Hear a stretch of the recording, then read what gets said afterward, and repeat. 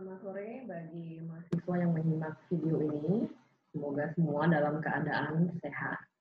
Kita berjumpa kembali dalam video ini untuk membahas mengenai chapter selanjutnya dari mata kuliah kita. Pemaparan akan saya sampaikan dalam bentuk PowerPoint sebagai berikut.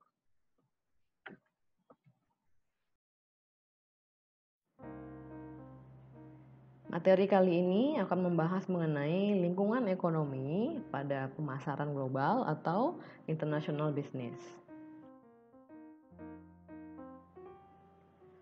Poin-poin yang akan kita bahas pada materi ini yang pertama adalah keterkaitan atau interdependensi dari ekonomi dunia. Yang kedua adalah country competitiveness. Kemudian yang ketiga adalah negara berkembang. Yang keempat adalah perjanjian ekonomi regional, dan yang kelima perusahaan multinasional.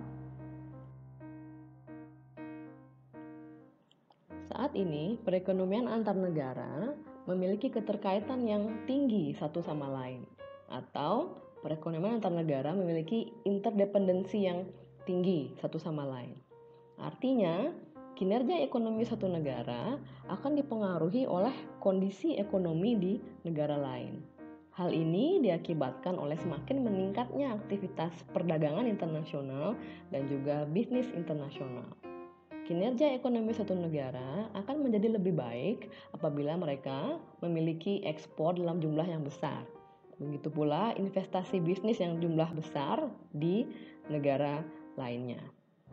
Ekspor yang tinggi dan juga investasi yang tinggi di negara lain tentu akan dipengaruhi oleh kondisi ekonomi di negara tujuan tersebut.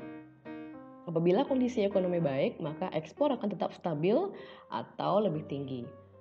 Sebaliknya, apabila ekonomi di negara tujuan tersebut sedang mengalami resesi, ekspor dan juga investasi di negara tersebut akan menurun sehingga mempengaruhi kinerja ekonomi di negara asal pengekspor.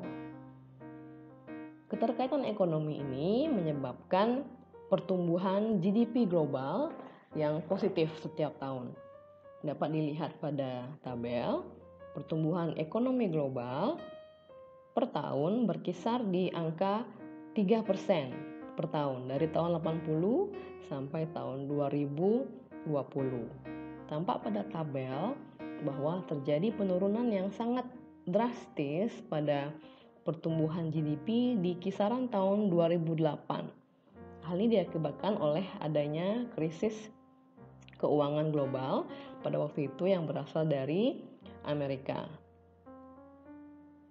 Penurunan GDP global ini menjadi bukti bahwa penurunan ekonomi di suatu negara berimbas ke perekonomian negara lain. Karena lesunya permintaan, maka supply dari negara lain yang menjual ke negara tersebut juga menjadi menurun. Di tahun 2020 juga kita melihat penurunan yang cukup dramatis, yaitu di angka minus 4,9. Tentunya ini diakibatkan oleh pandemi COVID-19 yang menurunkan permintaan konsumen di seluruh dunia dan juga mengganggu kelancaran supply chain.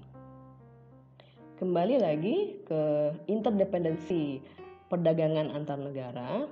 Hal ini didorong juga oleh adanya liberalisasi perdagangan atau dihilangkannya hambatan-hambatan perdagangan antar negara, seperti penurunan tarif bila melakukan ekspor atau impor, dan juga penurunan atau penghilangan hambatan lain seperti kuota dan lain sebagainya.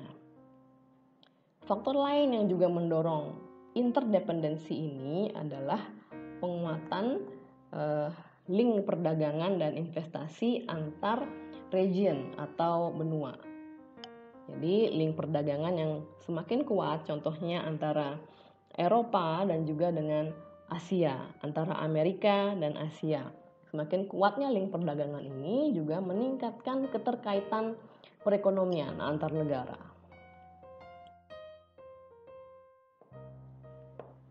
Globalisasi atau peningkatan aktivitas perdagangan internasional dan bisnis internasional telah membantu perekonomian negara berkembang secara lebih signifikan bila dibandingkan dengan negara maju.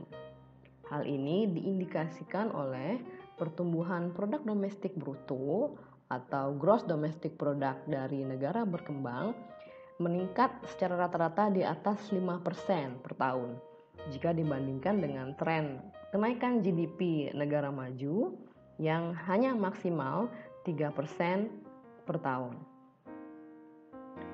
Membantu negara-negara miskin dan berkembang untuk mengejar ketertinggalan ekonomi adalah manfaat dari adanya globalisasi. Namun, sisi buruknya adalah resesi global juga menyebabkan hal yang sebaliknya atau reverse, di mana apabila terjadi resesi, negara yang sangat terpukul oleh resesi tersebut adalah negara yang sangat terbuka pada globalisasi atau melakukan aktivitas perdagangan internasional yang cukup signifikan. Contohnya pada saat pandemi saat ini di negara di Asia Tenggara yang paling terpukul atau mengalami penurunan GDP yang cukup tajam adalah Singapura. Alasannya adalah karena Singapura adalah negara yang paling terbuka terhadap globalisasi atau melakukan aktivitas perdagangan internasional dalam jumlah yang cukup banyak, diindikasikan dengan persentase ekspor yang cukup tinggi bila dibandingkan dengan GDP-nya. Di sisi lain, Indonesia walaupun mengalami penurunan namun tidak setinggi atau sedramatis penurunan di Singapura. Mengapa? Karena aktivitas perdagangan internasional Indonesia tidak sebanyak yang dilakukan oleh Singapura. Intinya aktivitas ekspor tidak begitu banyak di Indonesia, di mana Indonesia lebih banyak mengandalkan konsumsi domestik atau pengeluaran masyarakat domestik.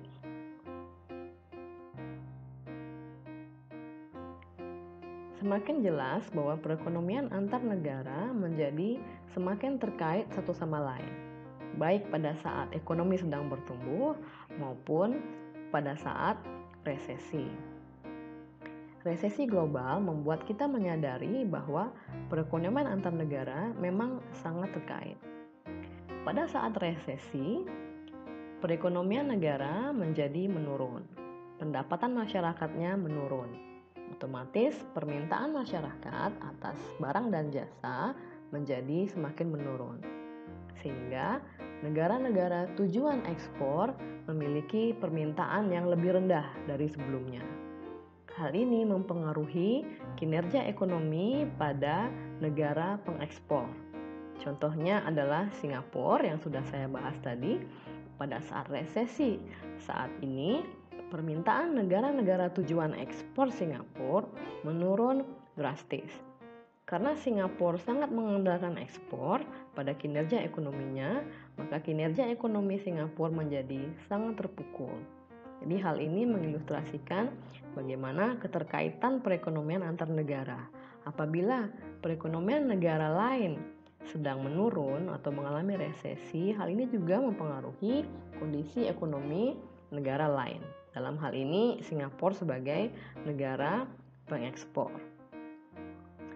Dalam hal impor juga dijelaskan pada ilustrasi berikut, yaitu pada tahun 2018 sekitar 15% yang dikonsumsi oleh masyarakat Amerika adalah barang impor, yaitu diukur berdasarkan atas rasio impor terhadap GDP. Dengan persentase ini, Amerika Serikat sebetulnya lebih kebal dari external shock atau tekanan eksternal dibandingkan dengan Inggris atau Thailand. Karena rasio impor terhadap GDP di Inggris dan Thailand masing-masing 32% dan 50%. Artinya, apabila terjadi kenaikan harga impor atau kelangkaan barang impor, ekonomi Amerika tidak akan begitu terpukul jika dibandingkan dengan ekonomi di Inggris atau Thailand akibat kenaikan harga barang impor tadi dan juga akibat kelangkaan barang impor tadi. Di samping aktivitas perdagangan yang telah kita bahas tadi, yaitu aktivitas ekspor dan impor, perekonomian satu negara juga sangat dipengaruhi oleh foreign direct investment, portfolio investment, dan juga arus finansial pada pasar uang internasional. Kita bahas pertama foreign direct investment atau investasi asing langsung. FDI atau foreign direct investment ini adalah investasi dalam bentuk fasilitas manufacturing atau layanan di negara asing dengan intensi atau niat untuk mengelolanya secara aktif. Contoh dari FDI adalah saat suatu perusahaan multinasional berinvestasi di negara lain untuk membangun pabrik. Seperti yang saya sampaikan pada pertemuan kemarin, bahwa contohnya adalah perusahaan Adidas yang membuka pabrik sepatu di Vietnam, atau perusahaan multinasional yang membuka kantor layanan di negara asing atau negara lain. Jadi hal ini adalah suatu bentuk dari semakin atau indikator dari semakin terintegrasinya ekonomi. Manfaat dari FDI ini bagi negara tujuan adalah pajak yang dapat ditagihkan oleh pemerintah.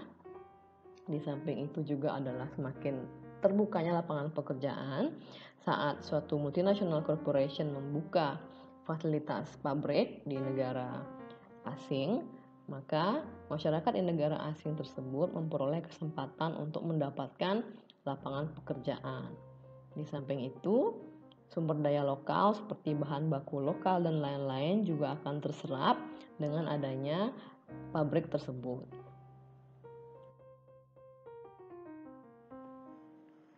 Gambar berikut menunjukkan arus masuk investasi asing langsung di negara maju, di negara berkembang, dan di negara ekonomi transisi. Negara ekonomi transisi maksudnya adalah negara yang merubah struktur ekonominya dari central planning atau sosialis menjadi liberal atau pasar bebas.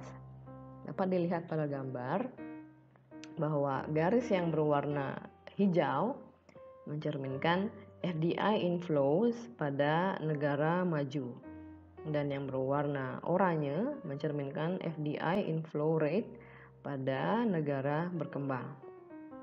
Dapat dilihat pada circle di sebelah kanan bahwa FDI inflow di negara maju mengalami minus 27% dari tahun 2005 sampai 2017. Sedangkan di negara berkembang profilnya terus meningkat dan menunjukkan kenaikan sebesar 2% dari tahun 2015 sampai 2017 per tahunnya. Hal ini menunjukkan bahwa minat perusahaan multinasional untuk berinvestasi di negara berkembang semakin meningkat. Hal ini diakibatkan oleh biaya tenaga kerja yang relatif lebih rendah di negara berkembang dan juga harga bahan baku atau material yang juga relatif lebih murah di negara berkembang. Cost yang lebih rendah akan mendorong atau dapat membantu perusahaan multinasional untuk menghasilkan produk yang lebih murah, sehingga produk-produk mereka dapat lebih bersaing di pasar global.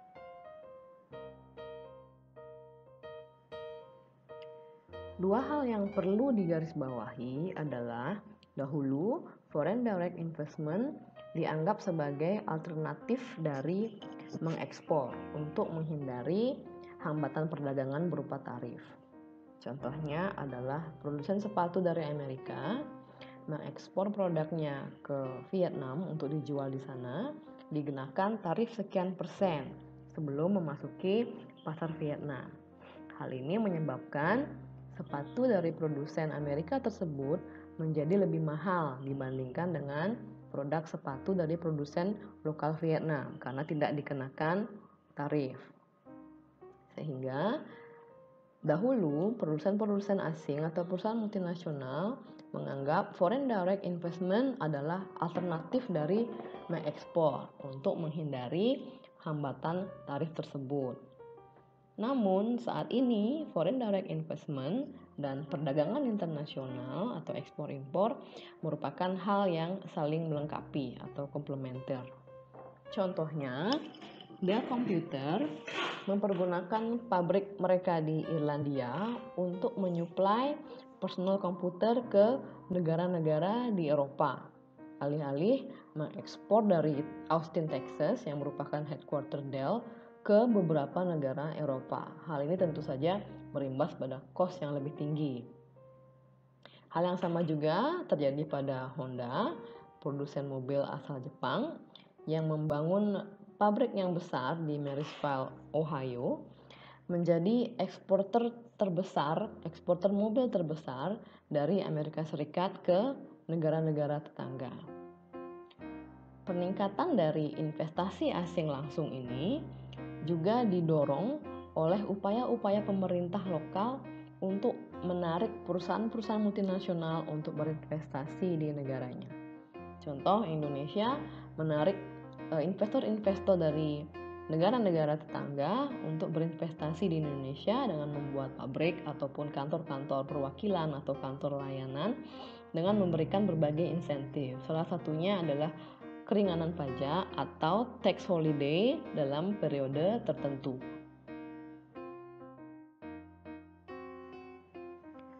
Terkadang perselisihan perdagangan juga dapat mendorong dilakukannya foreign direct investment. Investasi perusahaan Jepang di Amerika adalah akibat dari adanya ketidakseimbangan perdagangan antara Amerika dan Jepang. Dan karena tekanan dari pemerintah Amerika kepada pemerintah Jepang untuk melakukan sesuatu agar dapat mengurangi defisit neraca perdagangan Amerika. Ilustrasinya adalah karena Amerika mengalami defisit neraca perdagangan dengan Jepang diakibatkan oleh begitu banyaknya mobil Jepang yang diimpor ke Amerika karena permintaan konsumen begitu tinggi. Hal ini menyebabkan impor Amerika melebihi dari nilai ekspornya, sehingga neraca perdagangan Amerika mengalami defisit. Untuk itu, pemerintah Amerika mendorong pemerintah Jepang atau investor-investor dari Jepang seperti Honda, Toyota, Nissan, dan Mitsubishi untuk melakukan foreign direct investment di Amerika, yaitu men-set up pabrikasi mereka di Amerika Serikat, sehingga mobil-mobil Jepang tersebut dapat diproduksi di Amerika Serikat untuk dipasarkan di Amerika Serikat, sehingga Amerika Serikat tidak perlu lagi mengimpor mobil-mobil Jepang tersebut. Dengan demikian, neraca perdagangan Amerika tidak lagi mengalami defisit.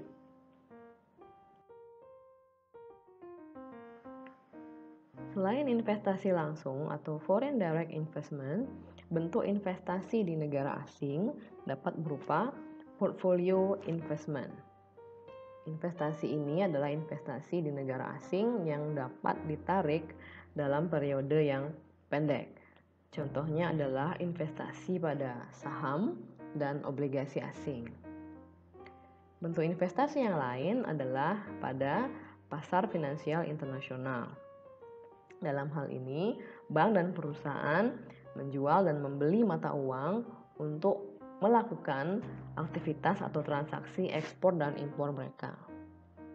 Namun, pada pasar finansial internasional saat ini, trader memperdagangkan mata uang tidak berdasarkan atas aktivitas ekspor dan impor yang mereka lakukan, tapi berbasis pada berita-berita mengenai inflasi, berita-berita mengenai fluktuasi suku bunga, political events, bagaimana pergerakan saham dan pasar obligasi, commodity supply dan demand, dan sebagainya. Sehingga volume perdagangan internasional pada mata uang itu melebihi dari volume perdagangan barang dan jasa sendiri. Depresiasi masif pada mata uang Asia di tahun 97 sampai dengan 99 atau yang dikenal dengan krisis keuangan Asia adalah contoh dari bagaimana pengaruh dari pergerakan uang jangka pendek ini atau perdagangan mata uang jangka pendek. Pengaruh dari perdagangan mata uang jangka pendek ini saat ini merupakan faktor penentu yang sangat powerful terhadap pergerakan mata uang dibandingkan dengan investasi yang dilakukan oleh perusahaan multinasional. Nilai mata uang yang menguat atau meningkat dapat mengurangi foreign investment di negara tersebut atau investasi asing di negara tersebut, dan justru akan mendorong outflow of investment. Karena nilai mata uang yang menguat membuat nilai mata uang negara asing menjadi lebih rendah jika dibandingkan dengan mata uang kita, sehingga daya beli mata uang asing terhadap mata uang kita menjadi lebih rendah atau barang-barang menjadi lebih mahal. Nilai mata uang yang meningkat juga mendorong penurunan tingkat bunga apabila central bank menginginkan untuk menstabilkan nilai mata uang tersebut. Karena dengan menurunkan suku bunga akan juga menurunkan permintaan terhadap mata uang tersebut untuk diinvestasikan. Sehingga saat demand menurun diharapkan keseimbangan supply dan demand tercapai sehingga nilai mata uang menjadi stabil kembali. Dan penurunan tingkat bunga juga dapat mendorong investasi lokal, di mana tingkat bunga yang menurun akan menyebabkan bunga simpanan atau bunga tabungan menjadi menurun. Namun di sisi lain, bunga dari kredit atau peminjaman uang menjadi lebih rendah, sehingga biaya untuk berinvestasi atau cost of capital menjadi lebih rendah bagi para pengusaha-pengusaha lokal.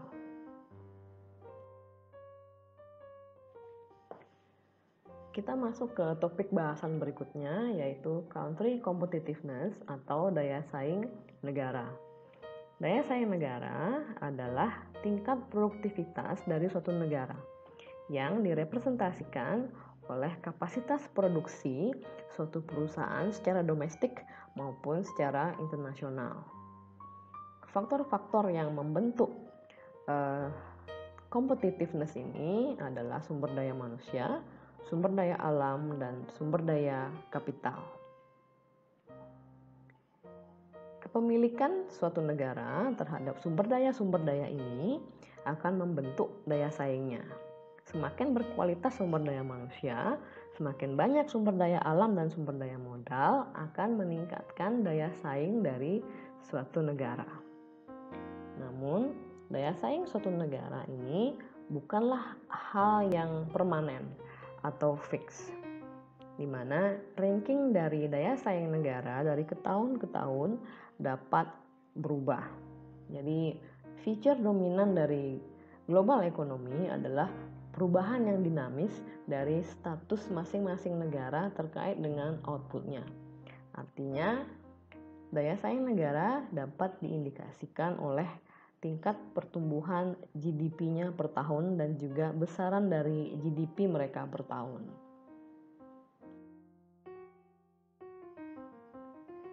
Dapat dilihat pada gambar bahwa indeks daya saing global berubah-ubah setiap tahun.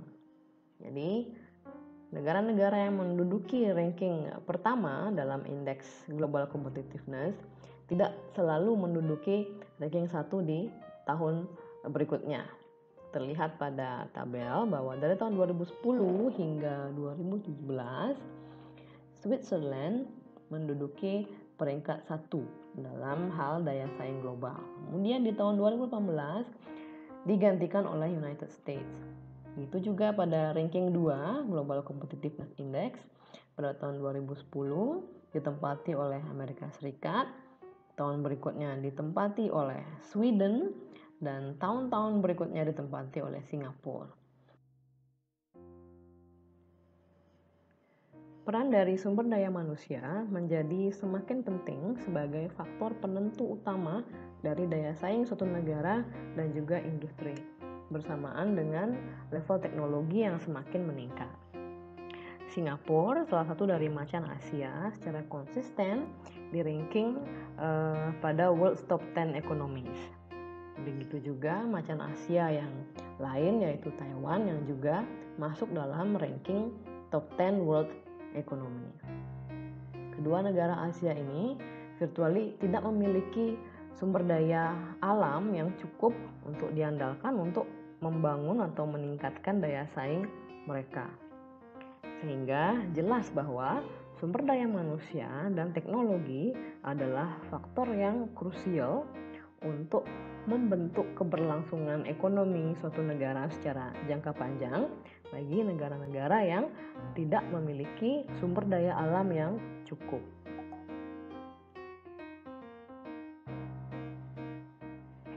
Kita menuju ke bahasan berikutnya, yaitu emerging economies atau negara berkembang.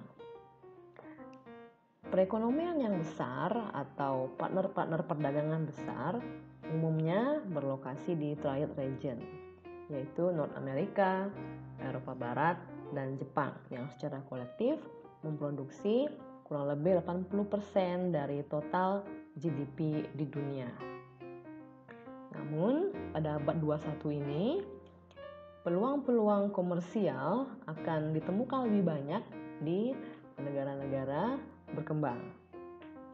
Contohnya, pada 20 tahun ke belakang, annual GDP growth China itu rata-rata 9,5% per tahun, di mana India mencapai 5,7% jika dibandingkan dengan rata-rata pertumbuhan GDP di Amerika Serikat yang tergolong negara maju, yaitu hanya 3%. Perusahaan multinasional dari negara maju seperti Hewlett Packard, mereka memperoleh manfaat dari adanya negara berkembang ini.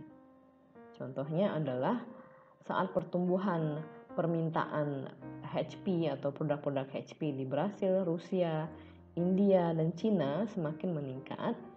Hal ini membantu HP untuk menghindari dampak dari resesi di pasar US.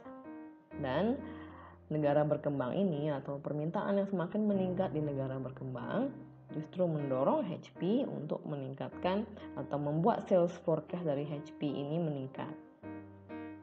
Di samping itu, jumlah kompetitor atau pemain-pemain global juga diharapkan muncul dari negara-negara berkembang. Contoh perusahaan-perusahaan global yang muncul dari negara berkembang, contohnya adalah Samsung, Alibaba, Haier, Huawei, dan sebagainya.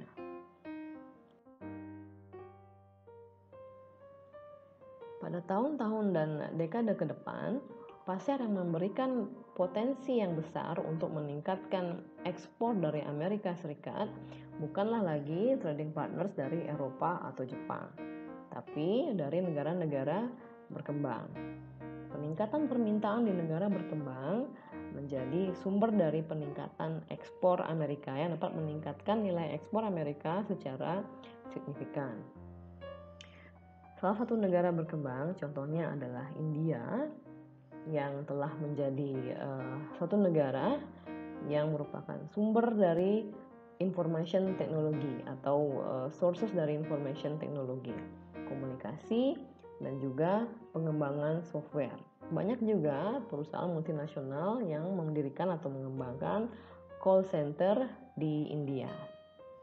Rusia juga sangat kaya dalam hal sumber daya alam termasuk minyak dan gas, di mana Rusia sekarang sedang meningkatkan kapabilitasnya dalam perdagangan internasional dan akan menjadi major trading partner yang potensial.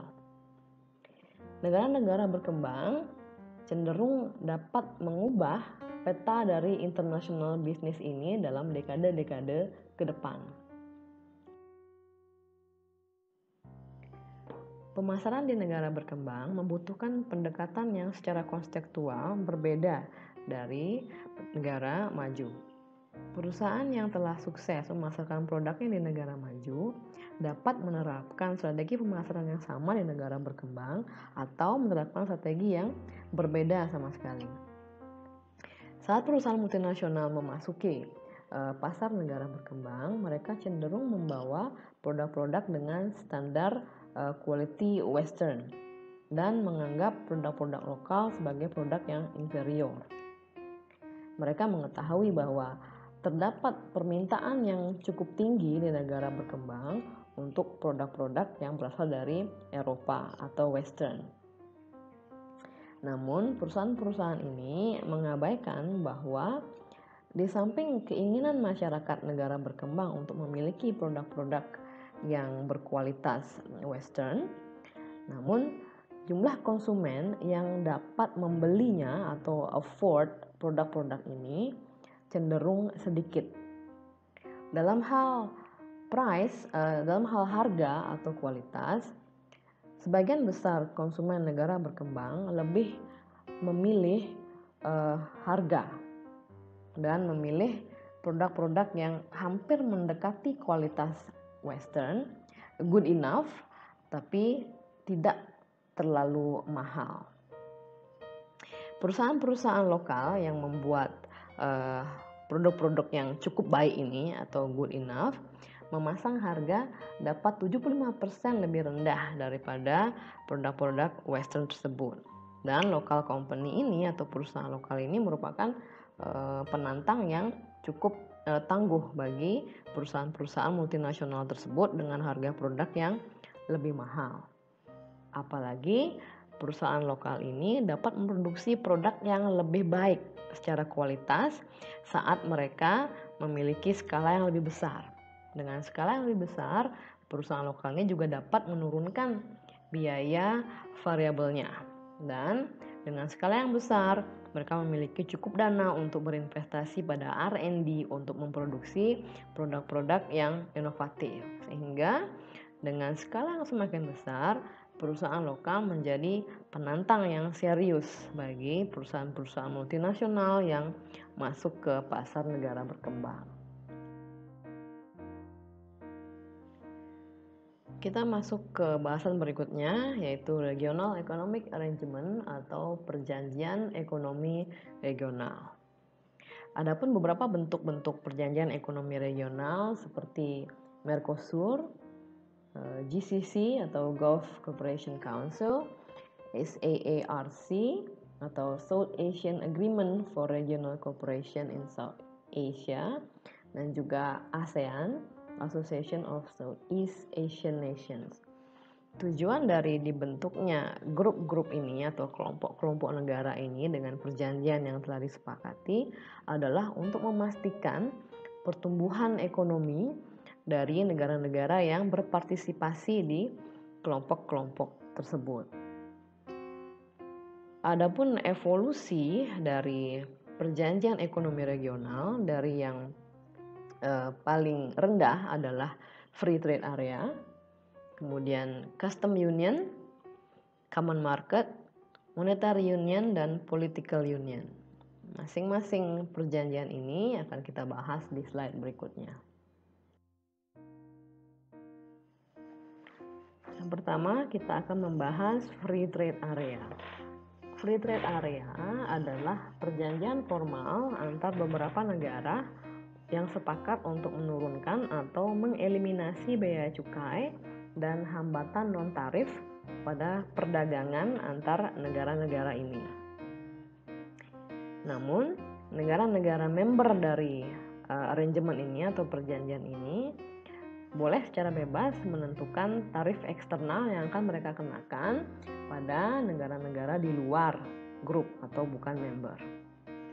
Salah satu masalah yang fundamental dengan perjanjian ini adalah negara non-member dapat mengekspor produk mereka ke negara member dengan eksternal tarif yang paling rendah pada free trade area tersebut. Untuk kemudian produk tersebut ditransport ke negara tujuan. Jadi negara non-member ini menghindari membayar tarif yang lebih tinggi apabila mereka menuju ke negara tujuan mereka secara langsung. Dan apabila negara tujuan mereka ini memiliki tarif eksternal yang lebih tinggi. Untuk menghindari kecurangan ini atau menghindari metode-metode penghindaran tarif ini, diperkenalkanlah kemudian local content laws. Jadi local content law ini menetapkan bahwa suatu produk dikatakan produk domestik dan tidak akan dikenakan biaya impor atau tarif impor apabila produk tersebut memiliki sekian persen lokal konten atau sekian persen dari produk tersebut diproduksi secara lokal atau mempergunakan bahan baku lokal yang diperoleh dari negara-negara di free trade area tersebut. Sehingga local content laws ini didesain untuk mendorong eksporter asing untuk men-set up manufacturing facilities mereka di area free trade. Sehingga mereka men-set up pabrik di negara free trade area agar produk mereka diakui sebagai produk domestik sehingga tidak dikenakan biaya impor ke negara-negara anggota free trade.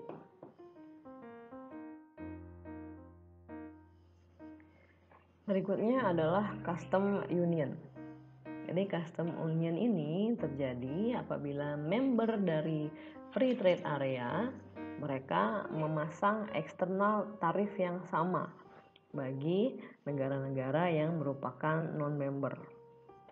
Jadi hal ini mencegah negara-negara non-member untuk melakukan penghindaran tarif tadi atau melakukan kecurangan, di mana non-member country ini dapat mengekspor ke negara member yang memiliki eksternal tarif paling rendah. Kemudian mereka mengirimkan produknya ke negara tujuan dengan tarif eksternal yang lebih tinggi, sehingga mereka menghindari eksternal tarif yang lebih tinggi apabila mereka mengekspor langsung ke negara tujuan tersebut. Sehingga custom union merupakan move untuk mengurangi atau menghindari adanya kecurangan ini. Level berikutnya dari perjanjian ekonomi regional adalah common market. Pada perjanjian common market, negara-negara member mengeliminasi semua tarif dan hambatan perdagangan antar negara-negara member tersebut. Mereka juga mengadopsi atau menentukan tarif eksternal yang sama bagi negara-negara non-member yang ingin memasarkan produknya di negara member tersebut. Dan mereka juga menghilangkan semua hambatan pada arus modal dan tenaga kerja antar negara-negara member, sehingga tidak ada lagi hambatan bagi tenaga kerja untuk bermigrasi ke negara member untuk mencari pekerjaan.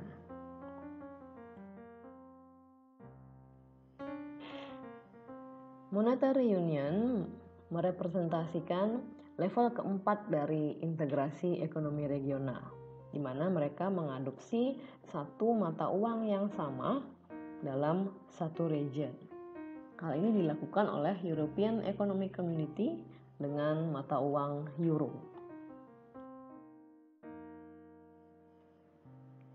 Level berikutnya dari perjanjian regional adalah political union.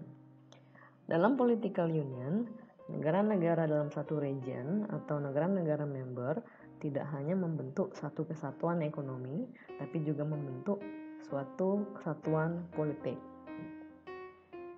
Namun, dalam political union terdapat kekhawatiran pada member countries bahwa mereka dapat kehilangan sejumlah kedaulatan untuk mengatur negara mereka sendiri. Political union seringnya tidak terjadi karena masyarakat cenderung menolak political union ini untuk melindungi lapangan pekerjaan mereka dan juga hak-hak tenaga kerja mereka dan social benefit mereka yang mereka peroleh dari negaranya.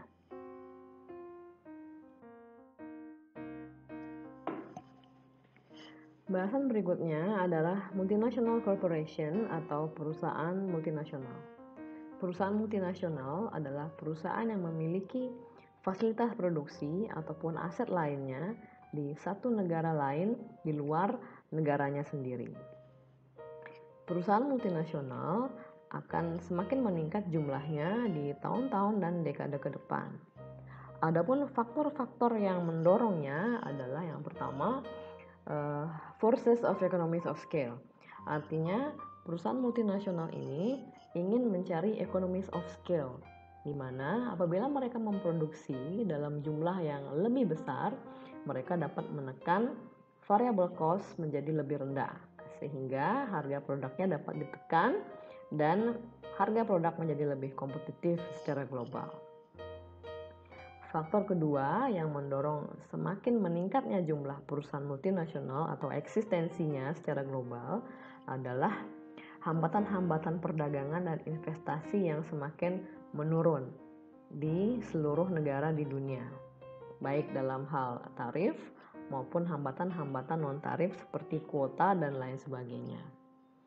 Faktor pendorong yang lain adalah kebutuhan perusahaan multinasional ini untuk menjadi dekat dengan pasarnya, sehingga mereka membuka fasilitas produksi di negara-negara tujuan untuk menghasilkan produk yang akan dipasarkan di negara tersebut.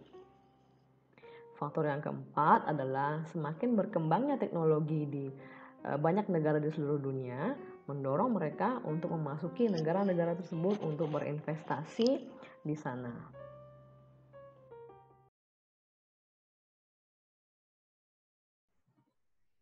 Demikian paparan saya mengenai chapter ini, semoga dapat diterima dan dipahami dengan baik.